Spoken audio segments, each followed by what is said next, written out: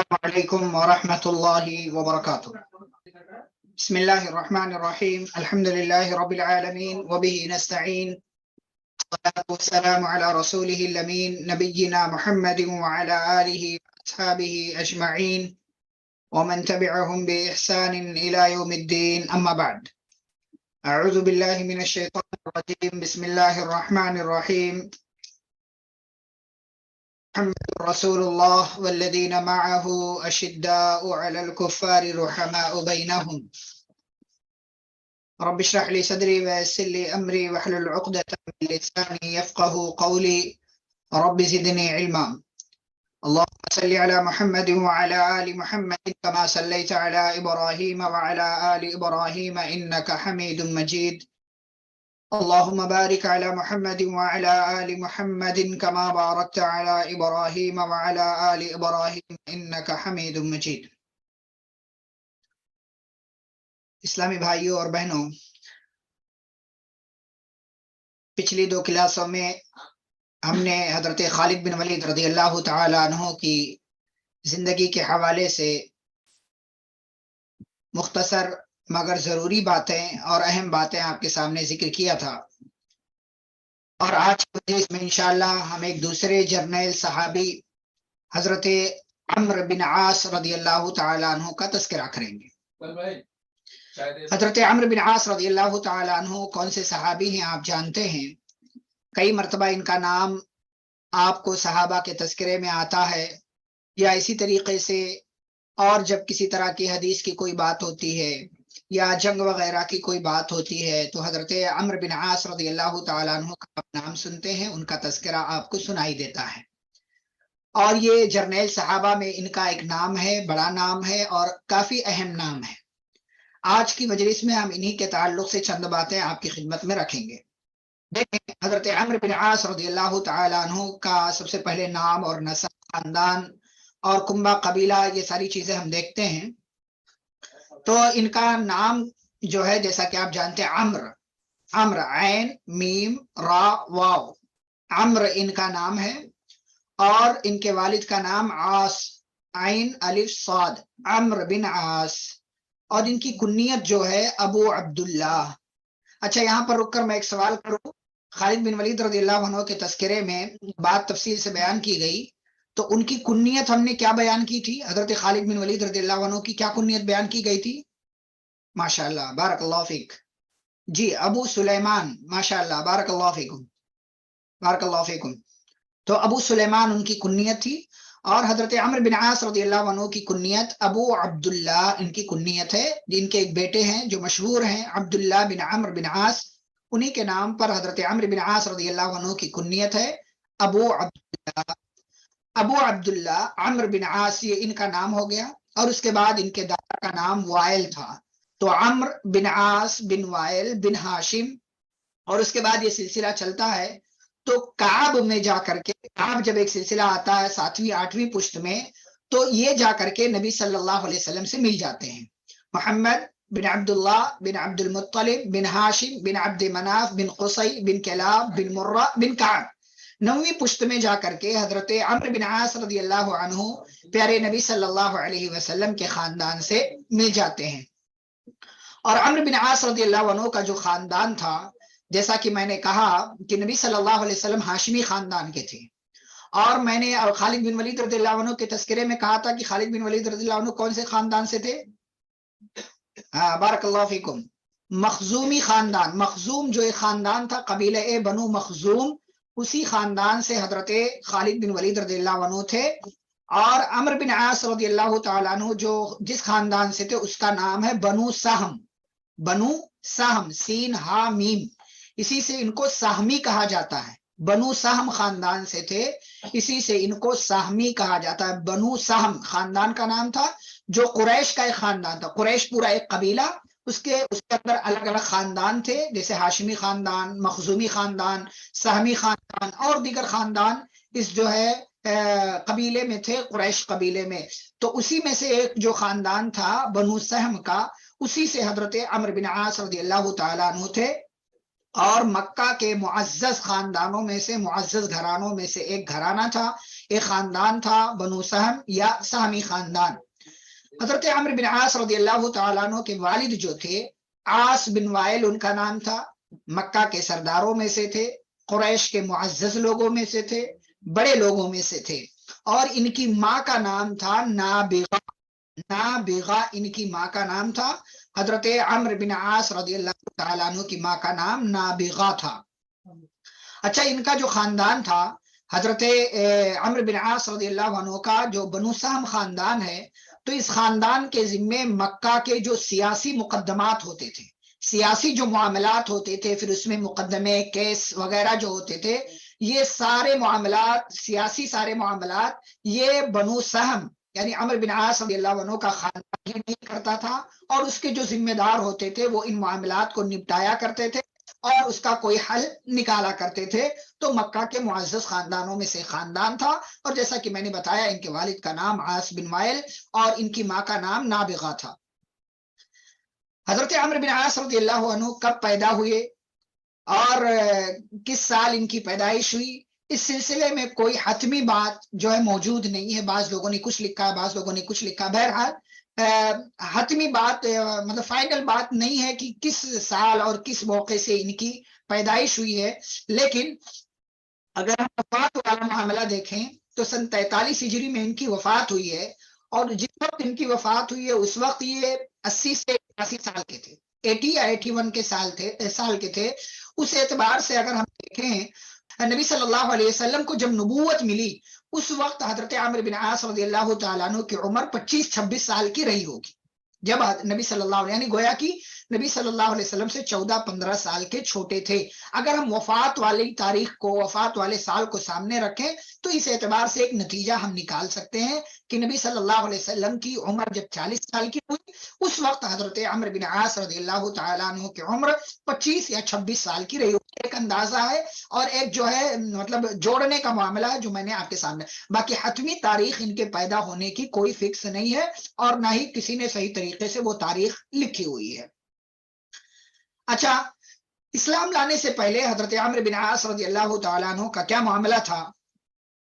تو دیکھیں، جیسے کہ تمام لوگ دشمن تھے، مکہ کے جو بڑے بڑے گھرانے تھے پیارے نبی صلی اللہ علیہ وسلم کے دشمن ہوئے، اور ایسے ہی بنو سہم جو تھا عاص بن وائل خود ان کا باپ جو ہے وہ بہت بڑا دشمن تھا. ان کا پورا خاندان نبی صلی اللہ علیہ وسلم کا دشمن تھا. مسلمانوں کو ستانے میں لوگ پیش تھے، اور اسی ستانے کی وجہ سے آپ صلی اللہ علیہ وسلم نے سن 5 نبوت میں یعنی نبوت کے 5ویں سال آپ صلی اللہ علیہ وسلم نے صحابہ کو حکم دیا تھا کہ حبشہ کی طرف ہجرت کر جاؤ. چنانچہ پہلی والی ٹیم میں تقریباً 20-22 لوگ گئے تھے، اور اس کے بعد دوسرا جب سفر ہوا تو تقریباً 100 لوگ گئے تھے. اس طریقے سے 120 کے قریب لوگ ہجرت کر کے حبشہ چلے گئے. اب ان لوگوں کو مکہ والوں نے یہ سوچا کہ یہ ہمارے لوگ ہیں اور ان کو ایک نیا ٹھکانہ مل رہا ہے حبشہ کے اندر، تو ان لوگوں نے سازش کرنا شروع کر دیا کہ کیسے ان لوگوں کو حبشہ سے ہم واپس مکہ لا سکتے ہیں. اور اسی کام کے لیے مکہ والوں نے حبشہ کے بادشاہ نجاشی کے پاس، جس کا نام اسحم تھا، اپنے 2 آدمی سفیر بنا کر کے حبشہ مکہ والوں نے روانہ کیا. وہ دونوں سفیر جو تھے وہ کون تھے؟ ایک نام عمرو بن عاص رضی اللہ عنہ کا ہے جو اس وقت جو ہے مسلمان نہیں تھے، اور دوسرا نام عبداللہ بن ربیعہ یا عبداللہ بن ابی ربیعہ کا بیان کیا جاتا ہے سیرت کی کتابوں میں. ان دونوں کو مکہ والوں نے بھیجا اور یہ دونوں حبشہ گئے. اچھا، عمرو بن عاص رضی اللہ تعالیٰ عنہ کے تعلق سے ایک بات جو سیرت کی تاریخ کی کتابوں میں محفوظ ہے وہ یہ کہ بڑے چالاک انسان تھے، اور جیسا کہ میں نے کہا ان کے خاندان میں مکہ کے تمام سیاسی معاملات کی ذمہ داری ان کے خاندان کے ہاتھ تھی. تو اس اعتبار سے سیاست جو ہے حضرت عمرو بن عاص رضی اللہ تعالیٰ عنہ کو بچپن سے ملی ہوئی تھی، خاندان سے ملی ہوئی تھی. سیاست میں بڑے ماہر تھے حضرت عمرو بن عاص رضی اللہ تعالیٰ عنہ، اور اسی وجہ سے مکہ والوں نے ان کا انتخاب کیا تھا حبشہ جانے کے لیے. اب یہ لوگ حبشہ پہنچے، تحفہ تحائف لے کر کے پہنچے، تو بادشاہ سے ملاقات کرنے سے پہلے ہی یہ لوگوں نے درباریوں سے ملاقات کی، جن کو بطریق کہا جاتا تھا، جو درباری ہوتے تھے اور دیگر جو ذمہ داران ہوتے تھے، ان سے ملے یہ دونوں، اور ان تمام لوگوں کو ان دونوں نے خوب بھڑکایا خاص طور سے عمرو بن عاص رضی اللہ عنہ نے ان لوگوں کے ذہنوں کو ایسے جو ہے بنا دیا کہ وہ لوگ بھی مسلمانوں کے دشمن ہو گئے اور وہ مسلمانوں کے خلاف ہو گئے اور تیار ہو گئے کہ ہاں ہم بادشاہ سے ہم بھی کہیں گے کہ ان لوگوں کو مکہ والوں کے حوالے کر دیا جائے۔ دوسرے دن دربار لگا، عمرو بن عاص رضی اللہ عنہ نے اپنی بات بادشاہ کے سامنے رکھی اور کہا کہ دیکھیں یہ ہمارے اپنے لوگ ہیں، ہمارے لوگ انہیں واپس لینا چاہتے ہیں تو انہیں آپ ہمارے حوالے کر دیجئے۔ اور اس میں جو ہے ان تمام لوگوں نے، درباریوں نے ہاں میں ہاں ملایا کہ ہاں ٹھیک ہے واپس کر دیا جائے۔ اور یہ ساری باتیں، اس کی تفصیل جو ہے جعفر بن ابی طالب رضی اللہ عنہ کا تذکرہ جب ہم انشاءاللہ کل کریں گے تو ان کے تذکرے میں وہ کیا پورے معاملات ہوئے، پھر جعفر رضی اللہ عنہ نے اپنی کیا بات رکھی، وہ ساری تفاصیل ہم کل کی مجلس میں بیان کریں گے۔ یہاں قصہ مختصر یہ سمجھے آپ کہ عمرو بن عاص رضی اللہ تعالی عنہ نے اپنی بات رکھی، بعد میں جعفر رضی اللہ عنہ نے اپنی بات رکھی، بادشاہ نے انکار کر دیا، مجلس ختم ہو گئی اور بادشاہ نے اعلان کر دیا کہ مسلمان ہمارے ہاں جہاں چاہیں جیسے چاہیں رہ سکتے ہیں امن و سکون کے ساتھ۔ جب شام ہوئی اور عبداللہ بن ابی ربیعہ نے عمرو بن عاص رضی اللہ تعالی عنہ سے کہا کہ بھئی ہم تو ناکام ہو گئے، کیا کریں گے؟ تو عمرو بن عاص نے کہا کہ میرے دماغ میں ایک پلان ہے، میں کل بادشاہ کے سامنے وہ بات رکھوں گا کہ اس کی وجہ سے بادشاہ غصے میں آئے گا اور وہ غصے میں آ کر کے مسلمانوں کو ہمارے حوالے کر دے گا۔ کہا کیا کرو گے؟ کہا کل کی مجلس میں دیکھنا۔ دوسرے دن مجلس لگی، دربار لگا، بادشاہ نے مسلمانوں کو بلایا، مسلمان آئے، حضرت جعفر رضی اللہ عنہ بھی آئے، تفصیل جیسا کہ میں نے کہا کل بیان کیا جائے گا۔ عمرو بن عاص رضی اللہ عنہ نے اپنی بات رکھی، کہا بادشاہ سلامت، یہ جو مسلمان ہیں یہ آپ کے نبی، اور وہ جو حبشہ کا بادشاہ تھا آپ کو معلوم ہے کہ وہ عیسائی تھا، وہاں کے لوگ عیسیٰ علیہ السلام کے ماننے والے تھے، کرسچن تھے، عیسائی تھے۔ تو عمرو بن عاص رضی اللہ عنہ نے کہا بادشاہ سلامت، یہ لوگ آپ کے نبی عیسیٰ علیہ السلام کے بارے میں اس اور اس طرح کی باتیں کرتے ہیں۔ کہا اچھا، تو مسلمانوں کو بلایا گیا، مسلمان آئے تو حضرت جو بادشاہ نے پوچھا کہ بھائی تمہارا کیا عقیدہ عیسیٰ علیہ السلام کے تعلق سے، تو ان لوگوں نے حضرت جعفر رضی اللہ عنہ نے جو کہ ترجمان تھے، ٹرانسلیٹر تھے، انہوں نے حضرت عیسیٰ علیہ السلام کے تعلق سے جو اسلام نے بتایا تھا، جو قرآن کے اندر بات تھی، جو مسلمانوں کا عقیدہ ہے، وہ پورا عقیدہ جو صحیح عقیدہ وہ بیان کر دیا۔ تو بادشاہ نے زمین سے ایک تنکا اٹھایا اور کہا کہ جو کچھ تم نے بیان کیا ہے ہمارے نبی عیسیٰ علیہ السلام کے تعلق سے، اسے وہ نبی اس تنکے سے بھی زیادہ چیز کے مالک نہیں، یعنی جو تم نے بتایا وہ صحیح ہے اور اس سے ایک تنکا کے برابر بھی وہ آگے نہیں تھے۔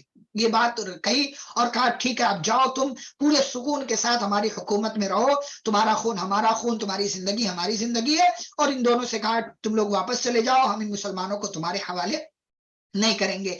تو حضرت عمرو بن عاص رضی اللہ عنہ کو مکہ والوں نے مسلمانوں کو حبشہ سے واپس لانے کے لیے اپنا سفیر بنا کر کے بھیجا تھا، اور یہ دونوں یعنی عمرو بن عاص اور عبداللہ بن ابی ربیعہ یہ دونوں گئے، گھر سے ناکام ہوئے، لیکن ان لوگوں نے اپنی تدبیر کی، اور اس میں نمایاں نام عمرو بن عاص کا ہے کہ انہوں نے تدبیر کی، بہرحال لیکن وہ تدبیر میں ناکام رہے، اور مسلمانوں کو اللہ نے حبشہ کے بادشاہ کی صورت میں یا حبشہ کی صورت میں ایک پناہ کی جگہ دی تھی، اور وہاں مسلمان امن و سکون کے ساتھ رہنے لگے تھے۔ اور یہ سلسلہ چلا بعد میں جب مسلمانوں کو 3 سال کے لیے مکہ میں بائیکاٹ کیا گیا اور شیب ابی طالب میں انہیں قید کر دیا گیا، تو اس بائیکاٹ میں عمرو بن عاص آگے تھے، یعنی ظاہر سی بات ہے خاندان والے سخت دشمن تھے، عمرو بن عاص سخت ترین دشمن تھے، تو اس بائیکاٹ میں آگے رہے اور مکمل ساتھ دیا مکہ کے کافروں کا، نبی صلی اللہ علیہ وسلم کے دشمنوں کا۔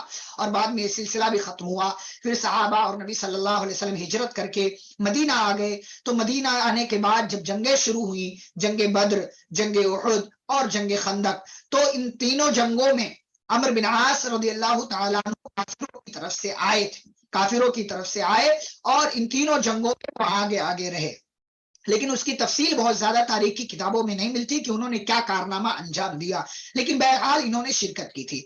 اب جب جنگ خندق ختم ہوئی اور کافروں نے بھی یہ دیکھنا شروع کر دیا، اندازہ لگانا شروع کر دیا کہ مسلمانوں کی تعداد روز بروز آگے بڑھتی جا رہی ہے، تو جب جنگ خندق ختم ہوئی تو عمرو بن عاص رضی اللہ عنہ کہتے ہیں میرے دل میں اس طرح کی بات آنے لگی کہ مسلمان روز بروز بڑھتے جا رہے ہیں، میرے دل میں احساس پیدا ہوا کہ کہیں نہ کہیں یہی دین بہتر ہے جو محمد صلی اللہ علیہ وسلم لے کر کے آئے ہیں، لیکن میں نے کسی سے نہیں کہا، کیونکہ ایک تو ابا کا ڈر تھا عاص بن وائل، مطلب وہ تو خیر انتقال ہو گیا تھا غالباً. اور پھر مکہ والوں کا بھی ڈر تھا خاندان، جیسے ہمارے یہاں لوگوں کو ڈر ہوتا ہے بھائی خاندان کی وجہ سے، لوگوں کی وجہ سے، سماج کی وجہ سے بہت سارے اچھا کام ہم نہیں کرتے ہیں، کرنا چاہتے ہیں لیکن نہیں کرتے. بہت سے لوگ داڑھی رکھنا چاہتے ہیں لیکن نہیں رکھتے ہیں. بہت سے لوگ جو ہے پردہ کرنا چاہتی ہیں بہت سی لڑکیاں، لیکن خاندان والوں کی وجہ سے نہیں کرتی ہیں. اور دیگر معاملات آپ سمجھ سکتے ہیں اس کو آسانی سے. تو یہ خاندان کے اور مکہ والوں کی وجہ سے اس کا اظہار نہیں کر پا رہے تھے. لیکن مکہ والوں کو اس کی بھنک لگ گئی تھی کہ عمرو بن عاص جو ہے وہ اس اور اس طرح کی سوچ لگتا ہے رکھنا اس نے شروع کر دیا. چنانچہ کچھ لوگوں کو انہوں نے بھیجا تو عمرو بن عاص رضی اللہ عنہ سے انہوں نے سوال کیا. تو انہوں نے جواب دینے کے بجائے الٹا سوال کر لیا عمرو بن عاص رضی اللہ عنہ نے. اچھا بتاؤ ہم لوگ حق پر ہیں کہ فارس والے، یعنی روم اور انار والے حق پر ہیں کہ ہم حق پر ہیں؟ تو لوگوں نے جواب دیا ہم حق پر ہیں. تو کہا ہم حق پر ہیں اور دیکھو کہ ایران اور روم والے زیادہ نعمتوں میں اچھی زندگی میں یا ہم ہیں؟ تو کہا کہ ایران اور روم والے ہیں.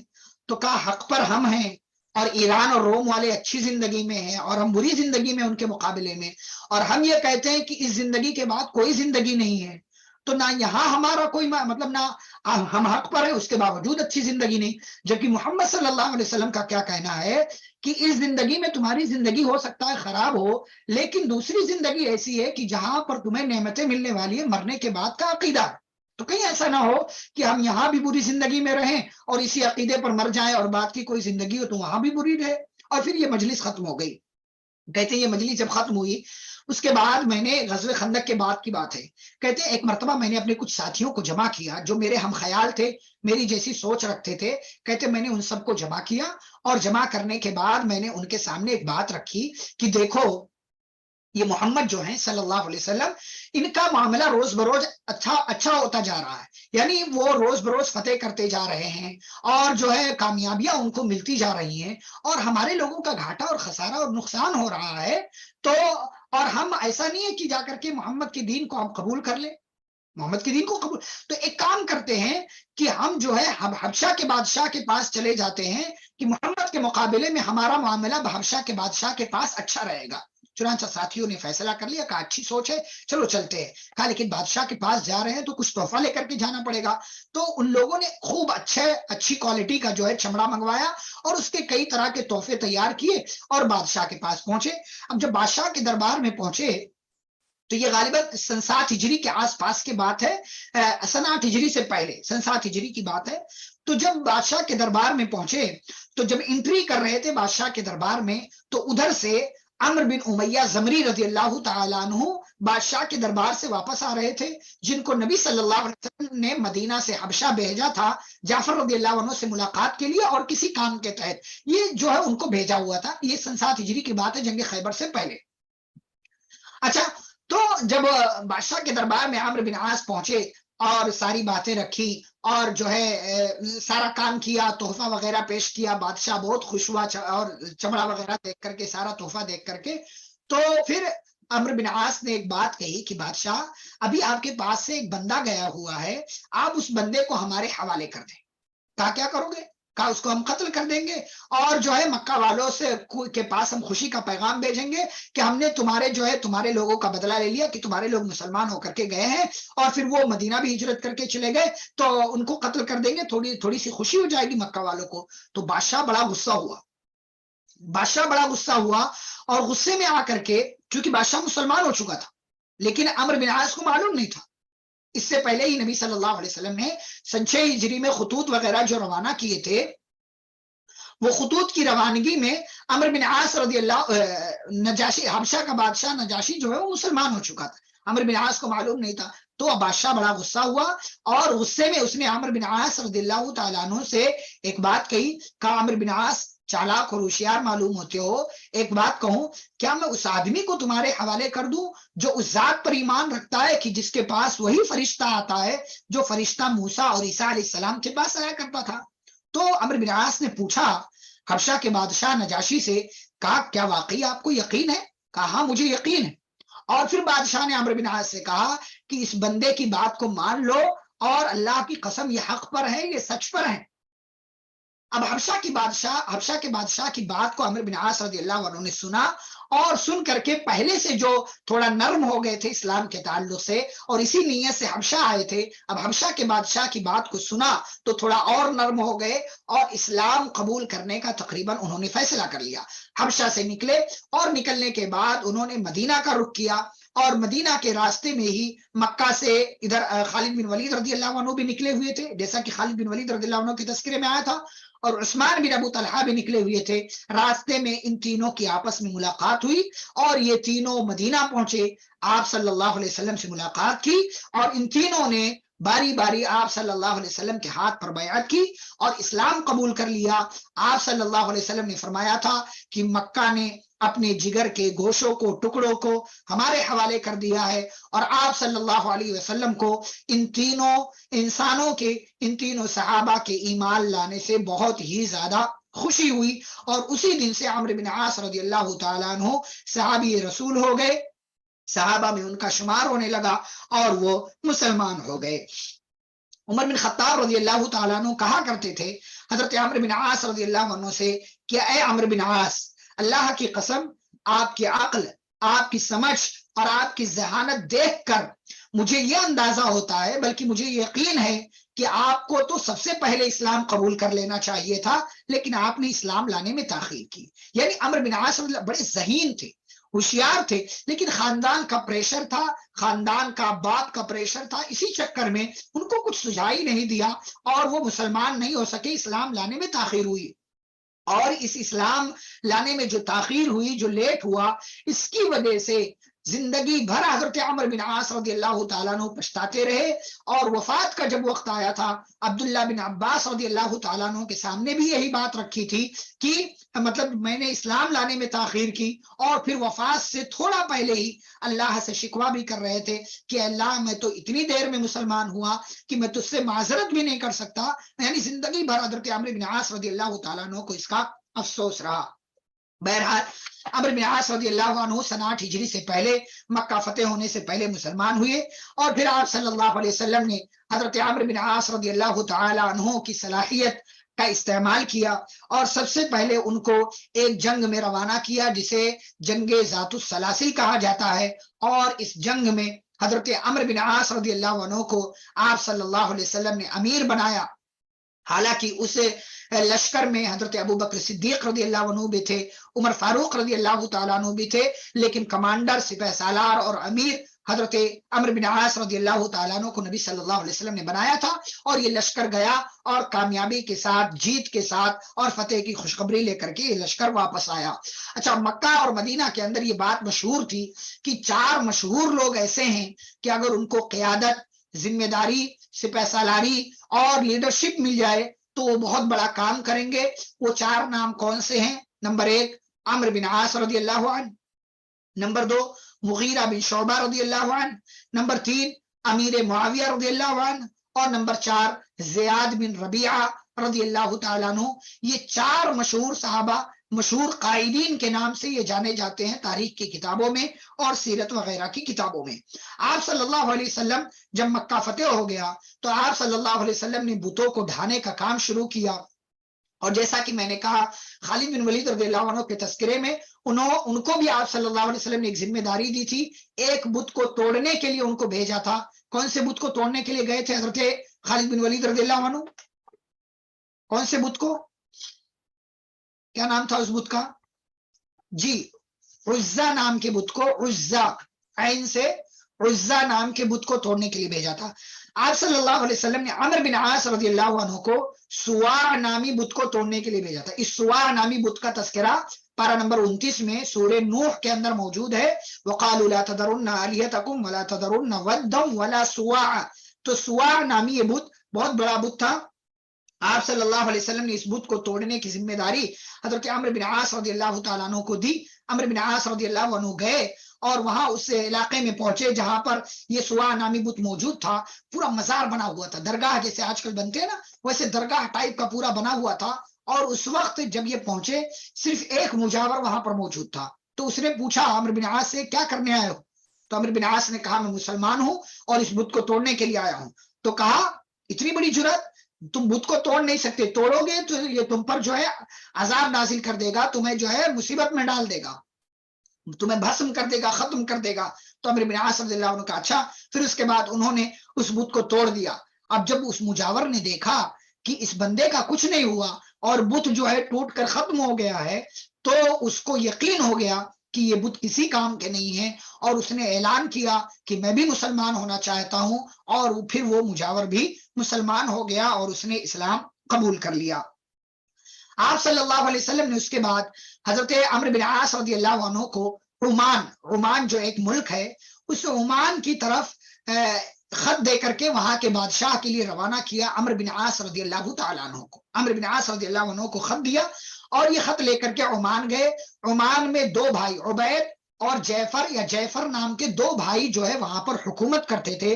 ان دونوں بھائیوں سے ملاقات کی، کبھی ایک کو سمجھاتے تھے، کبھی دوسرے کو، کبھی ایک کو سمجھاتے تھے، کبھی دوسرے کو۔ یہ سلسلہ چلتا رہا اور پھر کئی دنوں کی محنت کے بعد عمرو بن عاص رضی اللہ عنہ کو کامیابی ملی، اور ان دونوں بھائیوں نے عمرو بن عاص رضی اللہ عنہ کی بات کو قبول کر لیا، دونوں مسلمان ہو گئے، اور دونوں کے مسلمان ہونے سے عمان میں بہت سارے لوگوں نے اسلام قبول کر لیا، اور کامیابی کی خوشخبری لے کر کے آپ صلی اللہ علیہ وسلم کے پاس پہنچے۔ آپ صلی اللہ علیہ وسلم خوش ہوئے، اور عمان کا گورنر حضرت عمرو بن عاص رضی اللہ تعالیٰ عنہ کو آپ صلی اللہ علیہ وسلم نے بنا دیا، اور کہا کہ جاؤ وہیں پر رہو اور وہیں پر لوگوں کے درمیان دین کا کام کرتے رہو۔ عمرو بن عاص رضی اللہ تعالیٰ عنہ چلے گئے، اور ان کی کوششوں سے بہت سارے لوگوں نے اسلام قبول کیا، اور لیکن اسی دوران آپ صلی اللہ علیہ وسلم کی وفات کی خبر ملی تو بہت زیادہ غمگین ہوئے، پریشان ہوئے، اور پھر اس علاقے سے واپس مدینہ آ گئے۔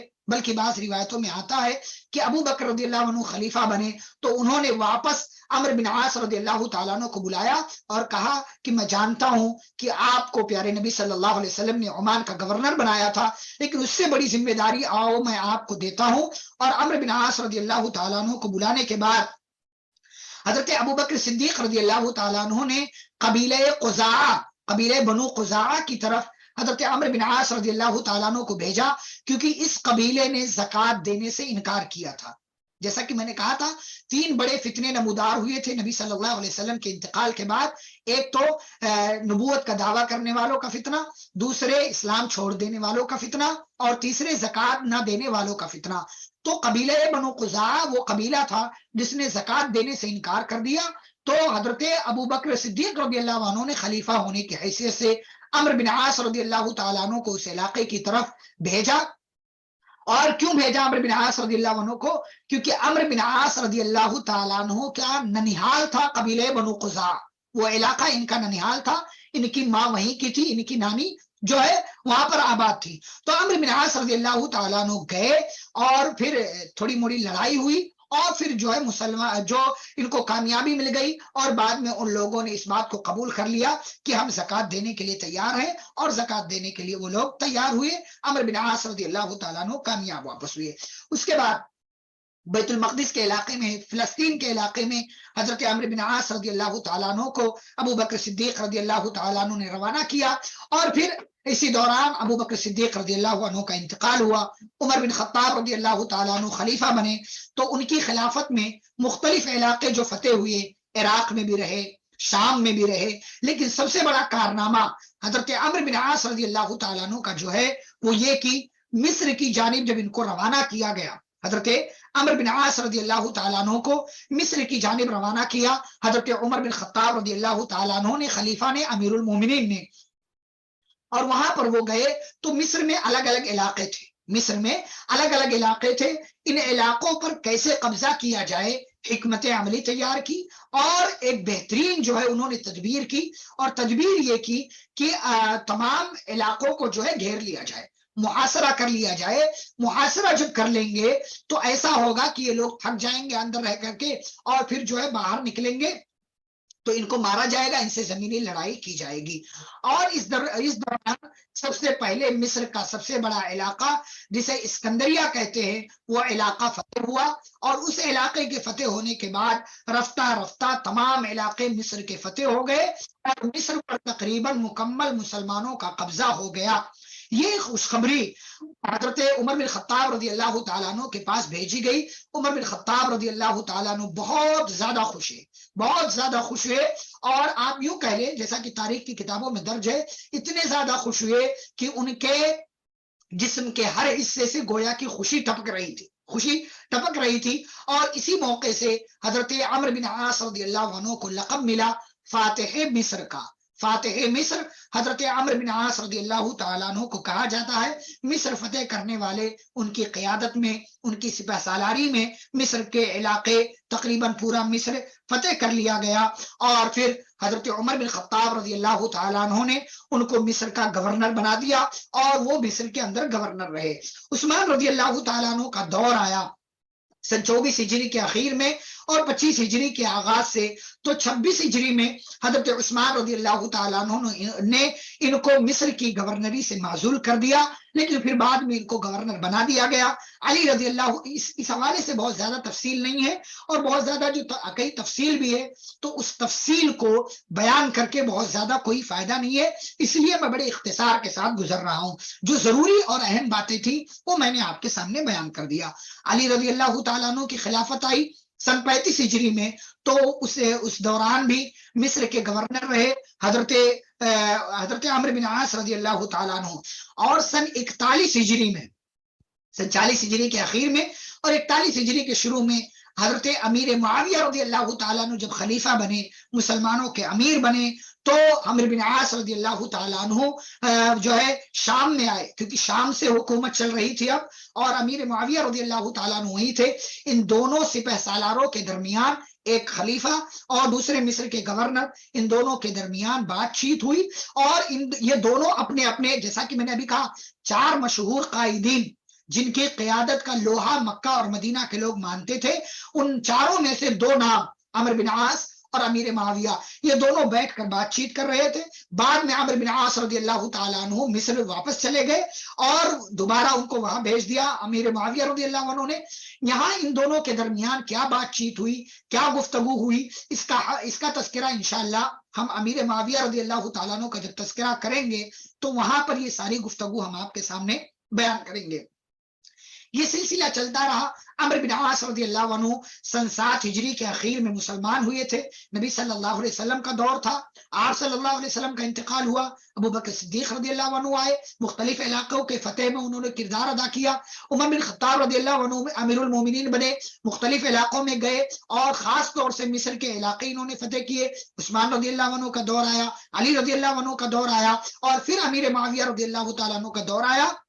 سن 43 ہجری 43 ہجری میں عید کے دن حضرت بیمار رہنے لگے تھے، کہ چونکہ جیسا کہ میں نے کہا 80 سال کی عمر، 81 سال کی عمر کو تقریباً پہنچ چکے تھے، بیمار رہنے لگے تھے، اور طبیعت جو ہے وہ خراب رہنے لگی تھی، اور ان کو احساس ہونے لگا تھا کہ میرا انتقال ہونے کا وقت قریب ہے. بعض صحابہ سے اس قسم کی باتیں کی، گویا کہ انہوں نے اسلام لانے میں تاخیر کر کے بہت غلطی کی تھی، اور اپنی اس غلطی پر پچھتا رہے تھے. اور اپنے بیٹے عبداللہ بن عمرو بن عاص رضی اللہ تعالیٰ عنہما کو وفات سے تھوڑا پہلے بلا کر کے انہوں نے نصیحت کی کہ جب میرا انتقال ہو جائے تو مجھے پانی سے نہلانا، 3 بار نہلانا، اور اس کے بعد جو ہے بیری کے پتے ڈال کر کے اس پانی سے نہلانا، اور عام سادہ سے کپڑے میں مجھے دفن کر دینا. اس طرح کی نصیحتیں انہوں نے کی، اور پھر ان کا انتقال ہو گیا. تو بعض روایتوں کے مطابق عید کے دن تو انتقال ہوا تھا، یعنی 1 شوال کو 43 ہجری میں. بعض لوگوں نے کہا کہ عید سے پہلے ان کی نماز جنازہ پڑھی گئی اور تدفین کی گئی. بعض لوگوں نے کہا عید کی نماز کے بعد. بہرحال ان کے بیٹے عبداللہ بن عمرو بن عاص رضی اللہ تعالیٰ عنہما، جو ایک بڑے محدث ہیں صحابہ میں، اور ان سے کئی زیادہ حدیثیں مروی ہیں، عمرو بن عاص رضی اللہ عنہ کے بیٹے ہیں، انہوں نے اپنے والد کی نماز جنازہ پڑھائی، اور اسی مصر کے علاقے میں جہاں انتقال ہوا تھا وہیں پر عمرو بن عاص رضی اللہ تعالیٰ عنہ کی تدفین ہو گئی. عمرو بن عاص رضی اللہ عنہ نے کئی ایک شادیاں کی، لیکن ان کے صرف 2 لڑکے ہوئے. ایک لڑکے جیسا کہ میں نے کہا عبداللہ، اور دوسرے لڑکے جو ہے وہ محمد ہیں. حضرت عمرو بن عاص رضی اللہ عنہ کی زندگی سے ہمیں کیا پیغام ملتا ہے، کیا نصیحت ملتی ہے؟ پہلی بات کہ ہمیشہ سوچ سمجھ کر فیصلہ کرو. دیکھیں اتنی لمبی مدت تک مسلمان نہیں ہوئے، لیکن جب مسلمان ہوئے تو اس سے پہلے ایک لمبی مدت تک سوچا، غور و فکر کیا، سوچتے رہے، حالات کا مشاہدہ کیا، ساتھیوں سے بات چیت کیا، اور جب سوچ سمجھ کر انسان فیصلہ کرتا ہے تو اس کا نتیجہ بہتر آتا ہے، اور یہاں نتیجہ بہتر آیا کہ عمرو بن عاص رضی اللہ عنہ مسلمان ہو گئے۔ دوسری بات یہ ہے کہ صرف اپنی بات مت سنو کہ میں ہی سب کچھ ہوں، میں جو چاہے، میں جو کرتا ہوں اچھا کرتا ہوں، نہیں، بلکہ دوسروں کی باتوں پر بھی دھیان دینا چاہیے، دوسروں کا مشورہ بھی کبھی کبھار قبول کر لینا چاہیے اگر مشورہ اچھا ہو۔ نجاشی بادشاہ نے حضرت عمرو بن عاص رضی اللہ تعالیٰ عنہ سے اگر وہ بات نہ کہی ہوتی تو عمرو بن عاص رضی اللہ تعالیٰ عنہ شاید تھوڑے دن اور مسلمان نہ ہوتے، لیکن انہوں نے وہ بات کہی تھی نجاشی بادشاہ نے کہ یہ وہی بندہ ہے کہ جس کے پاس وہ فرشتہ آتا ہے جو موسیٰ اور عیسیٰ علیہ السلام کے پاس آتا تھا، تب جا کر کے ان کو یقین ہوا، اور پھر آ کر کے انہوں نے مدینہ میں پیارے نبی صلی اللہ علیہ وسلم کے ہاتھ پر اسلام قبول کیا۔ تو دوسروں کی باتوں پر بھی دھیان دینا چاہیے۔ تیسری بات کہ جو بھی زندگی میں موقع ملے نیکی کرنے کا، خیر کرنے کا، اور آگے بڑھ کر کے کچھ کر جانے کا، اس موقع کو، اس چانس کو غنیمت سمجھنا چاہیے اور زندگی کے اندر کچھ اچھا کر لینا چاہیے۔ عمرو بن عاص رضی اللہ تعالیٰ عنہ جب سے مسلمان ہوئے، ہر محاذ پر جہاں بھی بھیجا گیا اس موقع کو غنیمت سمجھا، چاہے پیارے نبی صلی اللہ علیہ وسلم کی زندگی ہو، چاہے چاروں خلیفہ کی ہو، اور چاہے امیر معاویہ رضی اللہ تعالیٰ عنہ کا زمانہ ہو۔ اور ایک آخری بات کہ نیکیاں کرتے جاؤ، کیونکہ یہی نیکیاں کام آنے والی ہیں۔ اور عمرو بن عاص رضی اللہ تعالیٰ عنہ دیکھیں آخری عمر میں پچھتا رہے تھے کہ اور پہلے مسلمان ہوا ہوتا تو اور نیکیاں ہوتی، لیکن دیر سے مسلمان ہونے پر پچھتا رہے تھے۔ ہم تو مسلمان ہیں، بائی برتھ مسلمان ہیں، پیدائشی مسلمان ہیں، لہٰذا ہمیں اور زیادہ نیکیاں کرنے کی فکر کرنا چاہیے۔ نیکیاں کر کے دنیا سے جاؤ تاکہ دنیا کے بعد آخرت کی جو زندگی ہے اس آخرت کی زندگی میں نیکیاں ہمارے کام آئے۔ تو یہ عمرو بن عاص رضی اللہ تعالیٰ عنہ کی زندگی سے مختصر مگر اہم باتیں، ضروری باتیں آپ کے سامنے پیش کی گئی۔ یہ ایک جرنیل صحابی، ایک کمانڈر صحابی، پیارے نبی صلی اللہ علیہ وسلم کے پیارے صحابی، اور چاروں خلیفہ کے جو ہے بہترین سپہ سالار، کمانڈر، جرنیل، یہ حضرت عمرو بن عاص رضی اللہ تعالیٰ عنہ کی زندگی تھی۔ اللہ رب العالمین ان سے راضی ہو، کیونکہ وہ اللہ سے راضی تھے، اور اللہ رب العالمین ہم سبھی کو صحابہ کرام کے منہج کو اپنانے اور صحابہ کرام کے جیسا ایمان اپنی زندگی میں پیدا کرنے کی توفیق عطا فرمائے، آمین۔ وصلی اللہ علی النبی الکریم، سبحانک اللہم وبحمدک، اشہد ان لا الہ الا انت، استغفرک واتوب الیک۔ السلام علیکم ورحمۃ اللہ وبرکاتہ۔